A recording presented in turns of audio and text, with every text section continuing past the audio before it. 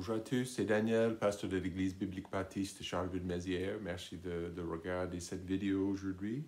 J'espère que ça va vous encourager. On va continuer avec notre étude par rapport à la tentation. Et vous savez, si vous êtes enfant de Dieu, si vous êtes chrétien, vous savez bien que ce n'est pas évident. Cette vie, ces batailles, ce combat contre le mal et contre le péché. Mais c'est tellement important de s'informer. Et vous savez, quand nous lisons la Bible, nous devons comprendre que notre ennemi, il y a des tactiques qui sont en fait très claires dans la Bible.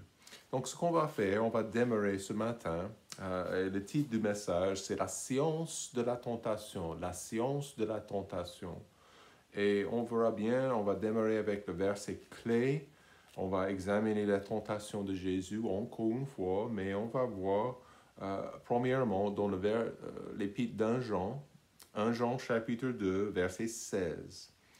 Et encore, c'est le verset clé pour cette étude.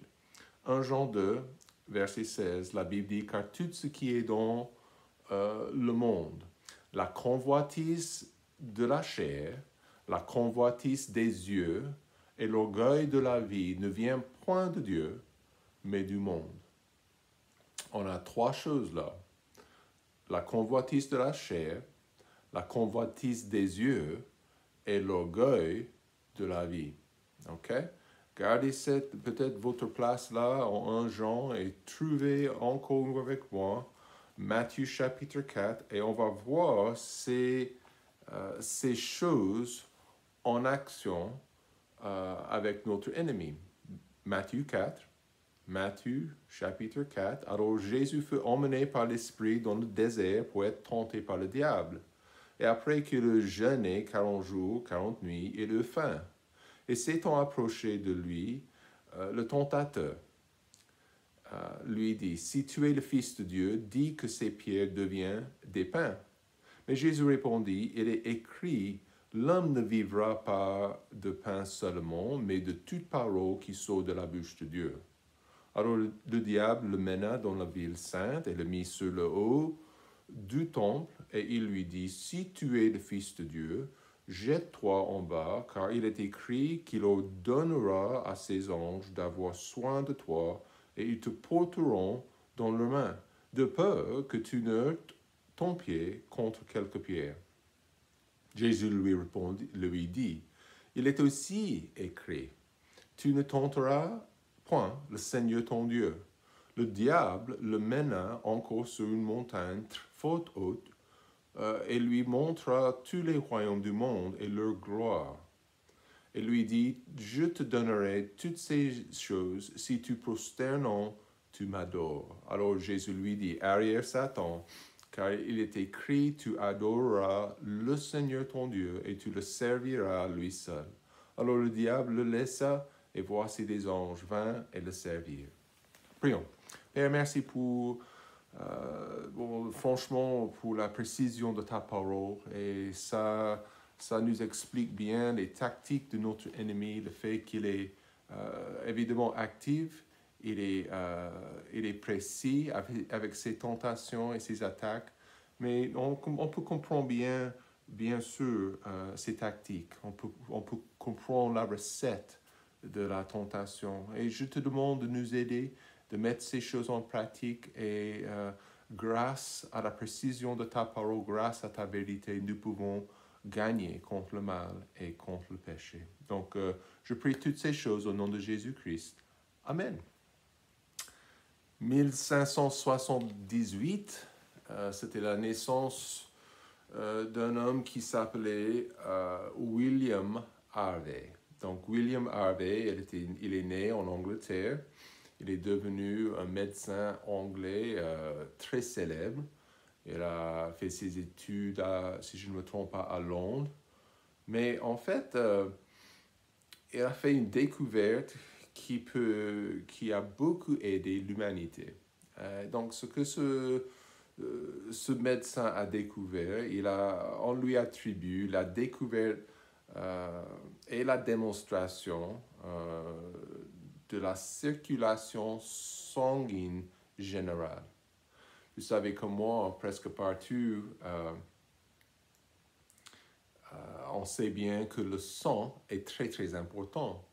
J'ai connu un homme qui a passé, il a fait la dialyse plusieurs fois par semaine à l'hôpital ici à Manchester. Et c'était pour purifier le sang. Et en fait, William Harvey, il a réalisé 40 dissections, ok? Il a fait ces dissections, des dissections complètes sur des criminels exécutés. Et il a commencé à comprendre et de développer ses théories. Et vous savez comme moi, la Bible dit que la vie est dans le sang. Donc, c'est un peu stupide, 200 ans plus tard de la vie de William Harvey, qu'ils étaient toujours en train de saigner pour guérir des gens. Incroyable. Je pense particulièrement au premier président américain. Ils ont saigné cet homme dans sa vieillesse et aussi quand il était très malade. Et franchement, ça n'a pas beaucoup aidé. Ça a accéléré son décès. Mais William Harvey, il a présenté ça, il a présenté l'importance de l'anatomie pathologique, le passage du sang par le cœur, comment ça descend, comment ça monte aux pieds, à la tête, ça repasse par le foie, les poumons et ça revient au cœur. Donc, c'est très, très important la science. Vous savez bien que le croyant, le chrétien, n'est pas contre la science. Mais malheureusement, il y a plein de scientifiques, plein de gens qui prennent la science comme une raison pour discréditer la Bible, pour dire que Dieu n'existe pas. Mais ça, c'est faux. Mais pour notre étude aujourd'hui, il y a une science de la tentation. Chaque croyant, et nous voyons ça en Matthieu chapitre 4, nous venons de lire que après 40 jours, le tentateur est arrivé face au Seigneur. Et c'est comme ça. Chaque croyant, chaque enfant de Dieu, particulièrement, je dis en France, est connu par l'ennemi. Il est connu par le tentateur. Et l'ennemi, le tentateur, depuis le jardin d'Éden, et on va parler de ça en Genèse 3, la chute, la première tentation, le serpent est arrivé devant nos premiers parents et il les a convaincus de désobéir à Dieu. Il les a convaincus que Dieu n'avait pas leurs intérêts au cœur. Mais l'ennemi, il a passé toute on va dire, sa carrière en train d'étudier l'homme. Et il est un être éternel, créé par Dieu, mais il comprend la nature humaine. Il comprend nos tendances, il comprend nos échecs dans le passé. Et il est entièrement, complètement engagé dans un combat spirituel actuel dans notre monde.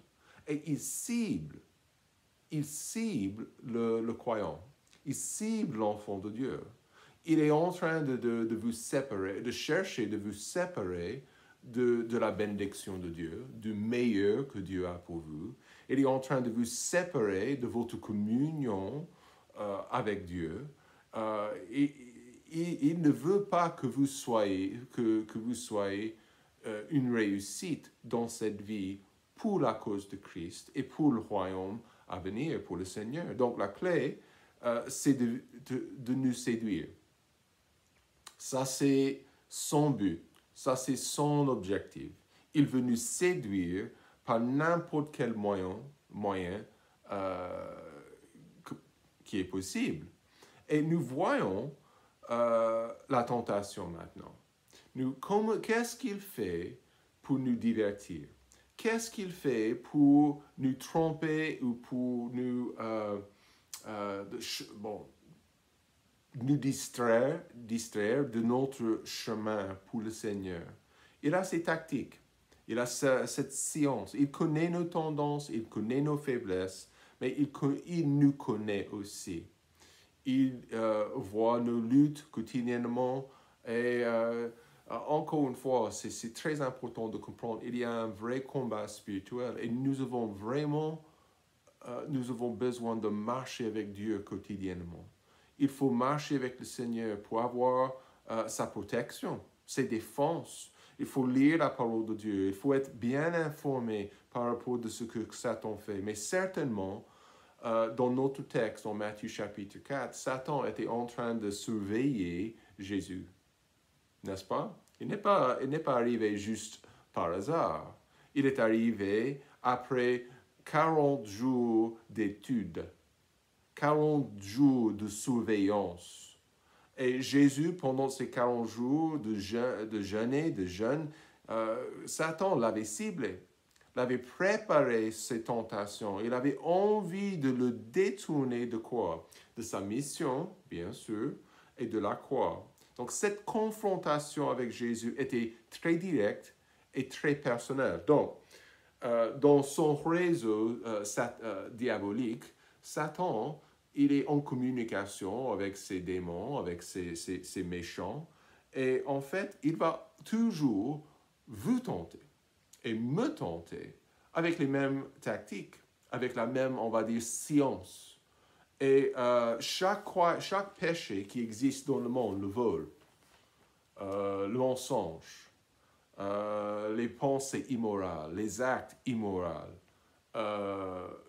Donc, toutes ces choses, on peut les classer dans ces 3 groupes.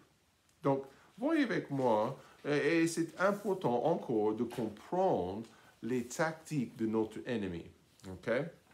Donc, voyez avec moi la première chose. Donc, on a déjà vu la convoitise de la chair.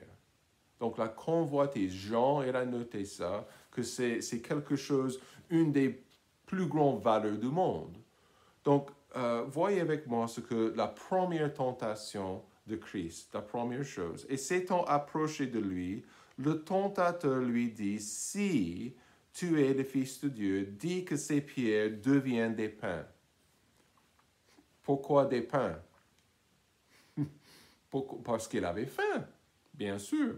Mais Jésus répondit, il est écrit, l'homme ne vivra pas de pain seulement, mais de toutes choses, de toute parole qui sort de la bouche de Dieu. Donc, évidemment, Jésus, il avait faim. Et nous savons bien, et on a déjà vu dans notre dernière étude, comment Satan essaie de truquer et de manipuler la parole de Dieu. Il veut changer le vrai sens de la Bible. Il veut aussi, il veut tromper. Donc, il nous cherche, et dans le contexte, c'est ça, il nous cherche quand nous sommes le plus vulnérables.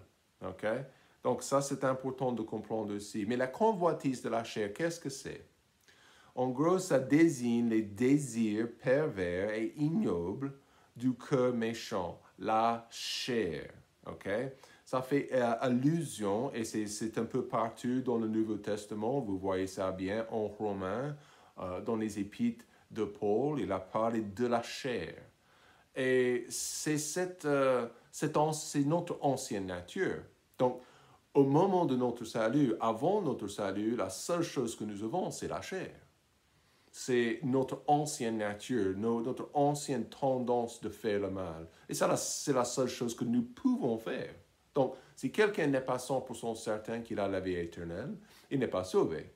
Et s'il n'est pas sauvé, il est mort spirituellement. Donc, quelqu'un qui est mort spirituellement, il est incapable de faire ce que Dieu veut. OK? Il faut être né de nouveau. Il faut avoir cette deuxième nature, la nouvelle que Dieu nous donne au salut. Donc, la chair, ça fait allusion au caractère humain et à son essence impie. Ça évoque en premier lieu les péchés sexuels, mais c'est beaucoup ce n'est pas limité à ça. C'est beaucoup plus que ça. Donc, ça parle dans ce contexte des bas instincts du cœur humain, pervertis et qui font tout désir normal. Donc, ça nous emmène à se lancer dans une poursuite incessante et servir du mal, okay, qui excède des limites. Donc, est-ce que c'est possible pour moi de succomber à la convoitise de la chair pour le pain? Donc, ça semble un peu bizarre. Donc, normalement, quand je vais à la boulangerie, je vais acheter une baguette, 2 baguettes, quelques petits croissants pour la famille, et je vais rentrer à la maison. Mais ça serait un peu bizarre si j'arrive à la boulangerie et je peux vous dire que la boulangère, elle serait stupéfiée si j'achète chaque morceau de pain dans la boulangerie. N'est-ce pas? Et si je rentre, et pire que ça, si je rentre et je mange chaque partie de chaque baguette et chaque petite partie de chaque croissant, hein? Et vous savez que c'est comme ça, quand vous avez un sachet avec les croissants dedans, il y a un peu qui reste, ok? Et vous mangez les croissants et voilà, vous prenez le sachet comme ça et vous finissez chaque... Donc, un peu excessif. Ça, c'est exactement ce que ça veut dire quand nous parlons de la convoitise de la chair. Donc, ces convoitises, il y a certaines choses qui sont normales. Mes appétits, ok? Mais il y a quelque chose qui n'est pas raisonnable et qui n'est pas juste. Ces convoitises parlent de tous les excès immoraux qui est contre la justice et la loi de Dieu. Donc, les bas instincts. Donc, il y a des choses dans ma vie, donc on peut parler du sexe, par exemple. Dieu a ordonné que le sexe soit pour un homme et une femme dans le mariage.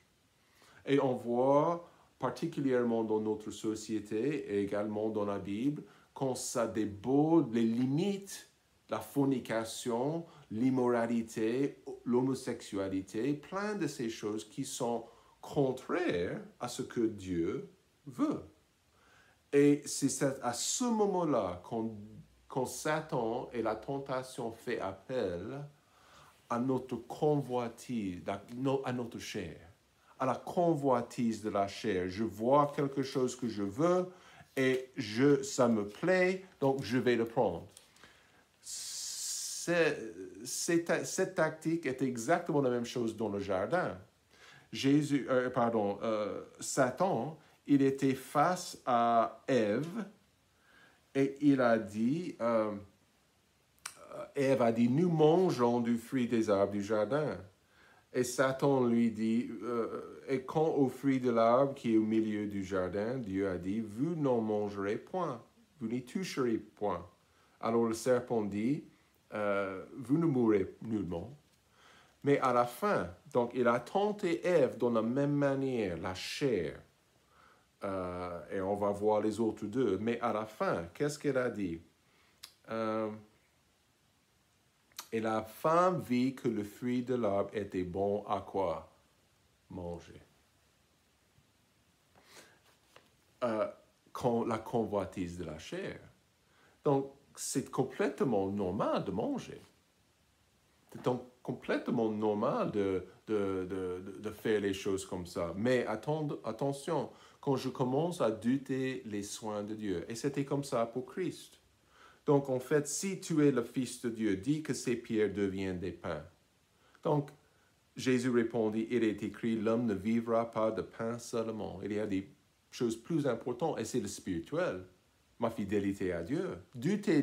Donc, Satan voulait douter que Ève, que Jésus, doute les soins du Père. D'utiliser ses propres pouvoirs. Est-ce que Jésus avait le pouvoir de changer les pierres en pain? Bien sûr. Mais il a refusé d'utiliser ses propres pouvoirs égoïstement? Non. Non. pour satisfaire sa chair? Non. Il a dit il y a des priorités. Et c'est le spirituel. Donc, numéro 2, tentation 2, la convoitise des yeux.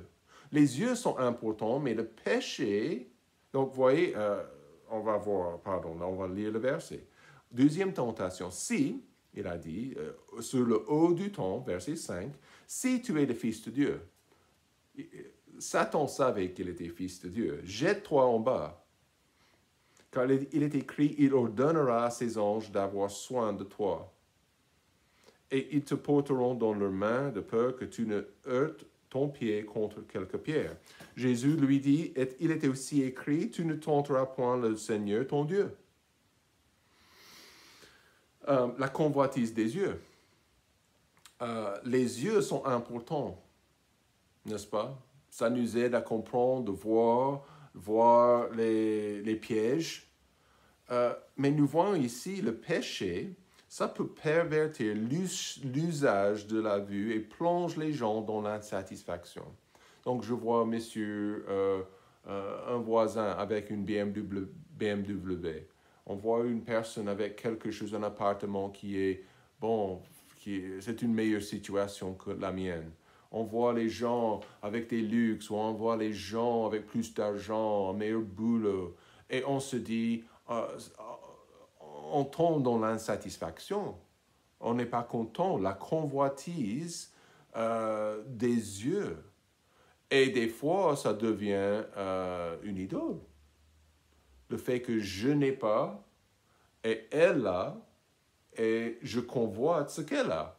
Ça peut être une relation, une personne dans sa vie, et ça peut devenir l'idolâtrie aussi. Donc, nous voulons quelque chose de quelqu'un d'autre. David a convoité la femme de son voisin, n'est-ce pas? Et qu'est-ce qu'il a fait?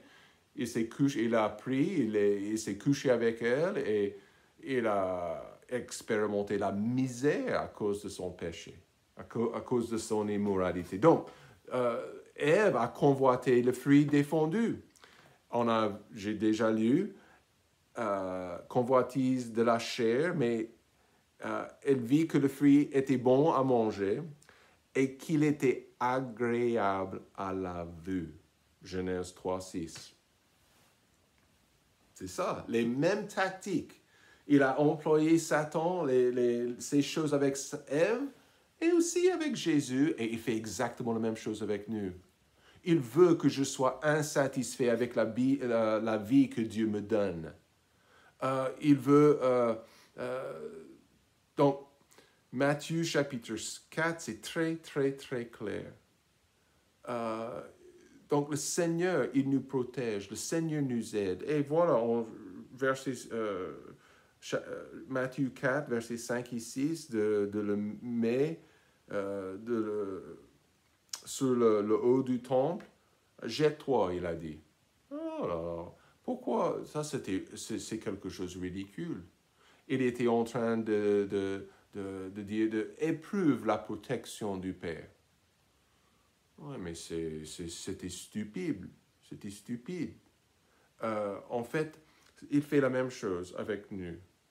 Donc, Dieu, est-ce qu'il était capable de sauver Jésus? Est-ce que Jésus était capable de se sauver d'une situation comme ça? Mais non, mais bien sûr, Mais dans ces versets, c'était juste encore de mettre la protection et la bonté de Dieu en doute. Donc, il a essayé de changer le sens de la Bible et Jésus a dit, tu ne tenteras point le Seigneur ton Dieu. Dieu, est-ce qu'il est capable de me sauver si je me jette, je saute de la tour Lamartine, ici à Charleville-Mézières? Est-ce qu'il est capable de me sauver? Oui, mais si je saute, non, je vais mourir. Donc, c'est un peu ridicule. Mais là, c'est une insatisfaction, ça, que nous voyons. Donc, Dieu, il peut nous sauver, il peut nous aider. Mais la convoitise des yeux, Satan va mettre quelque chose devant vous et il veut attirer vos convoitises. Il faut faire attention. Donc, qu'est-ce que ça veut dire? Qu'est-ce que ça veut dire? Je dois être bien satisfait avec ma situation. Je dois être content. Certainement, je peux m'améliorer. Je peux changer le boulot pour avoir plus de sous ou une meilleure situation. Ça, c'est une bonne chose à faire. Mais quand je suis habituellement insatisfait avec mon cas et ma vie et ma situation dans cette vie, alors, c'est pas super. Satan va me tromper et il va employer la troisième tentation, l'orgueil de la vie. Donc, nous avons la troisième tentation. Le diable mena encore sur une montagne fort haute et lui montra tous les royaumes du monde et leur gloire. Et lui dit, je te donnerai toutes ces choses si tu prosternant, tu m'adores. Arrière, Satan, il a dit, car il est écrit, tu adoreras le Seigneur ton Dieu et tu le serviras lui seul. Amen. L'orgueil. L'orgueil, et combien de fois est-ce que les gens, juste par l'orgueil personnel, ils ont fait des dégâts dans leur vie ou ils ont fait la misère dans leur famille. L'orgueil cherche à élever le moi au-dessus de toute autre personne. Je suis plus important que tous, donc je vais faire ça. Ce que je pense, ce que je veux, qui je suis. L'orgueil correspond à la corruption des éléments les plus nobles de l'essence de l'homme. Le pécheur s'exalte lui-même et cherche à combler le vide en lui par des choses qui glorifient la créature plutôt que le Créateur. Ça, c'est dans Romains 1. De remplacer Dieu. Christ était en soumission et n'oubliez pas de noter qui contrôle le royaume du monde.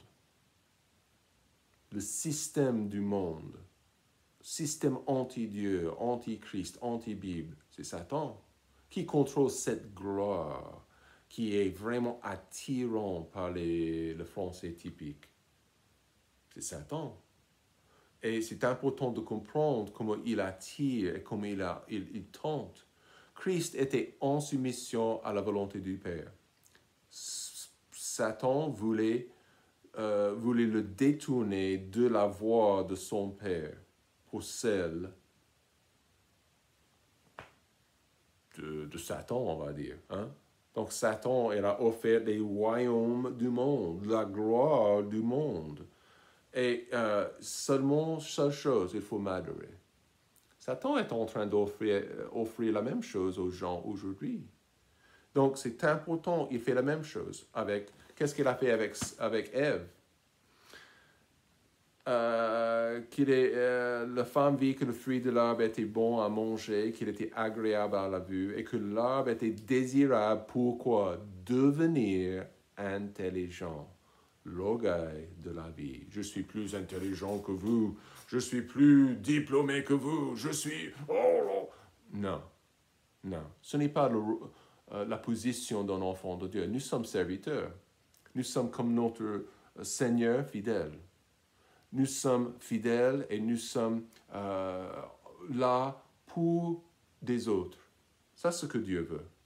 Dans la chair, la sensualité, l'humanité fonctionne selon les désirs instinctifs des animaux. Avec les yeux convoitises, les gens cherchent à avoir plus que des autres. Par l'orgueil, l'humanité défie Dieu et tente avec arrogance de détrôner le souverain de l'univers. Donc, on voit bien que c'était exactement comme ça avec Ève, c'était comme ça avec Christ, et c'est la même chose, les mêmes tactiques et la même séance de la tentation avec nous. Il faut faire attention. Satan est toujours actif et il veut vous tuer et vous détruire si vous le laissez. Vous avez une responsabilité de marcher avec le Seigneur tous les jours, de vivre pour lui comme lui. Donc, vous avez une seule vie et je prie que ça compte pour l'éternité. Je prie que ça compte pour Jésus-Christ. Passez une bonne journée. Que Dieu vous bénisse.